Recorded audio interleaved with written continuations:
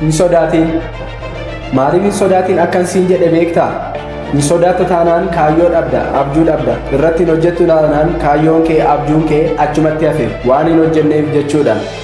Hojii hojjettu ni qabda, garuu galmaan hin geessu. Gidduutti nuffitee gidduutti addaan kutta. Kanaaf akkamitti akkati galmaan geessuu fi sodaa irraa bilisa taatu amma sittan hima, na dhaggeeffadhu. Hin sodaatin. Wantoota xixiqqoodha jedhamanis ammuma shaakaluu jalqabi beektaa? Maalidha seete?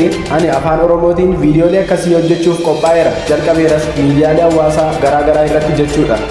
Garuu ani beekamtiis ta'e sabiskiraayibii akka yeroo dhiyoo gidduutti hin arganne nan beeka. Akka natti cimus beeka. Sababiin isaa maaliif beektaa? Nuti Oromoonni afaan keenya dhiifnee afaanota birootiin viidiyoolee akkasii hordofna. Anis beeka. Afaanota birootiin hojiilee akkasii osoo hojjedhee akka yeroo dhiyoo gidduutti sabiskiraayibiis ta'e beekamtii cimaa akkan argadhu beeka. Garuu ani afaan koo dhiisee afaanota birootiin viidiyoolee akkasii hin hojjedhuufi malee.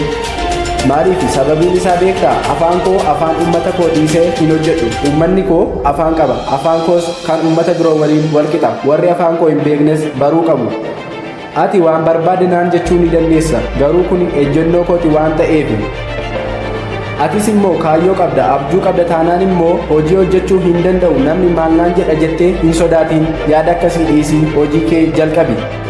Ilaame obboleessa, yaada ani hin danda'u dadhabaadha jedhu sammuu kee keessa jiraannaan ammumaa balleessi. Hin sodaatinis hojjettee guyyaa tokko milkaa'uun kee hin oolu waan ta'eef. Akkamittiin hojjedha? Akkamittiin sodaachuu dhiisa? Isa jedhuuf immoo viidiyoo itti aanu irratti qabadhee isiniin dhufa. Yoo viidiyoo kana jaallattan sabiskiraayib, laayik, sheer gochuun na jajjabeessuu hin dagatiin.